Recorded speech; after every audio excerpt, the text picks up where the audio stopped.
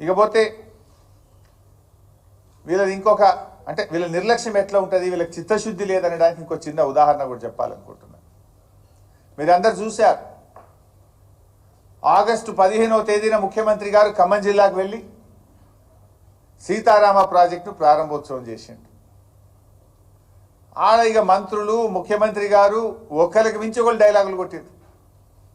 ఇక సాగర్లో నీళ్లు రాకపోయినా, కృష్ణానదిలో నీళ్లు లేకపోయినా సీతారామ పనులను పూర్తి చేసినాం, 70 రోజుల్లో చేసినాం, 80 రోజుల్లో చేసినాం, ఇక ఇంత గొప్పగా ఎవరు చేయనే లేదు.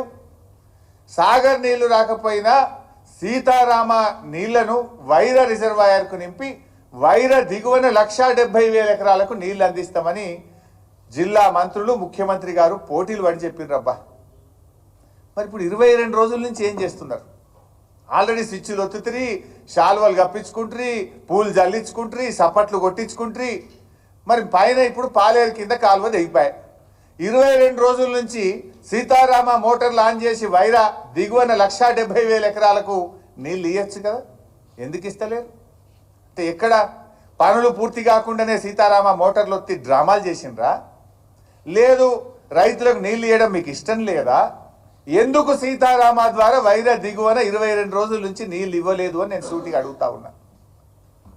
మీరే చెప్పింది కదా, సాగర్ నీళ్ళు రాకపోయినా మేము సీతారామ నీళ్ళు ఇస్తాము అన్నారు.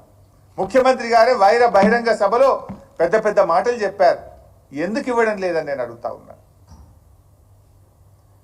ఏంటంటే చాలా బాధ కలుగుతూ ఉంది.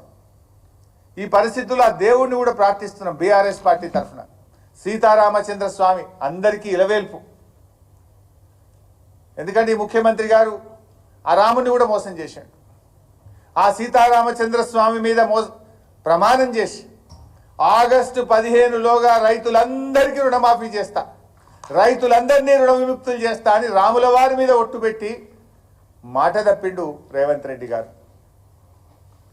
దేవుడా రామచంద్ర స్వామి, ఈ ముఖ్యమంత్రిని క్షమించు, రైతుల్ని రక్షించు.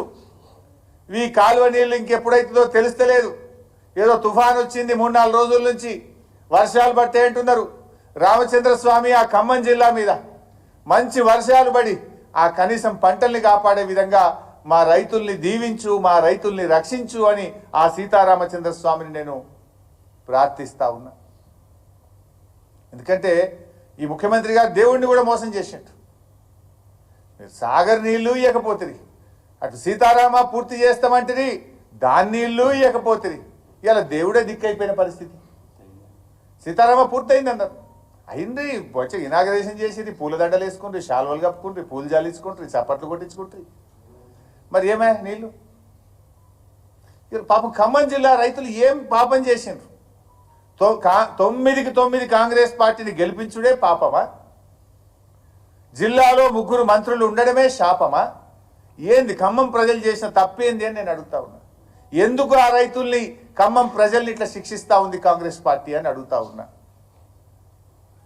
ఏమైంది ఖమ్మానికి? ఎందుకు ఇట్లా ఖమ్మం పట్ల మీరు ఇట్లా వివక్ష చూపుతా ఉన్నారు? మీకు రాజకీయ జీవితాన్ని ఇచ్చిన ఖమ్మం ప్రజలకు మీరిచ్చే బహుమానం ఇదేనా అని అడుగుతా ఉన్నా. మీకు 9కి 9 సీట్లు ఇచ్చి మీ ప్రభుత్వం ఏర్పడడానికి కారణమైన ఖమ్మం జిల్లా రైతులకు, ఖమ్మం జిల్లా ప్రజలకు ఈ కాంగ్రెస్ ప్రభుత్వం ఇచ్చే బహుమానం పంటలు ఎండబెట్టడమేనా? రైతుల్ని శిక్షించడమేనా? వరదలో కొట్టుకుపోయిన ఇళ్లకు ఈ రోజు కూడా పూర్తిగా పరిహారం ఇవ్వలేదు. కొంతమంది కిరాయికున్నోళ్ళకు వస్తలేవు, ఇంకా కొంతమంది ఆ రోజు ఎన్యూమరేషన్కి వచ్చినప్పుడు పక్క బంధువుల ఇంటికి పోతే వాళ్లకు రానటువంటి పరిస్థితి ఉంది. మీరు ఇచ్చే 10,000 ఏ మూలకు చాలదు, అది కూడా ఇవ్వకుండా ఇవాళ ఖమ్మంలో ధర్నాలు అవుతా ఉన్నాయి. ఆ ఇచ్చే 10,000 కోసం కూడా రోడ్ల మీదకి వచ్చి ఆర్తనాదాలు పెడుతున్నారు, ధర్నాలు చేస్తున్నారు, అడుగుతున్నారు, దరఖాస్తులు పెడితే కూడా ఈ రోజు కూడా పూర్తిగా వారికి సహాయం అందని పరిస్థితి. సో ఇప్పటికైనా మేము ప్రభుత్వాన్ని డిమాండ్ చేస్తున్నాం. కూర్చోండి, ఒక మంత్రి గారు పోయాడు, కూర్చోండి, ఫ్లడ్ లైట్లు పెట్టి రాత్రింబవళ్ళు పని చేయించండి, యుద్ధ ప్రాతిపదికన చేయించి ఏమన్నా మిగిలిన పొలాలన్నా కాపాడు. ఇప్పుడు ఆల్మోస్ట్ 60,000 అయితే ప్రకృతి వైపరీత్యంతో పోయింది. మీ పుణ్యమాని ఇప్పుడు దాదాపు 1,00,000 ఎకరాలు ఎండైపోయినట్టుంది. ఇంకో 1,00,000 ఎకరాలన్నా కాపాడాలంటే రాత్రింబవళ్ళు ఫ్లడ్ లైట్లు పెట్టి పనిచేసి ఆ కాలువ పనులు పునరుద్ధరించి ఆ రైతుల పొలాలు కాపాడండి అని చెప్పి ప్రభుత్వాన్ని మేము కోరుతా ఉన్నాం. మేము కూడా వెళ్తాం త్వరలోనే. మళ్ళీ బీఆర్ఎస్ పార్టీ తరఫున ఒక బృందం వెళ్ళి ఆ రైతులకు ధైర్యం చెప్తాం, రైతులకు భరోసా ఇస్తాం, జరుగుతున్న పనులను పరిశీలిస్తాం, ప్రభుత్వం మీద ఒత్తిడి పెంచుతాం, ఖమ్మం రైతులకు బలాన్ని ఇచ్చే ప్రయత్నం చేస్తాం.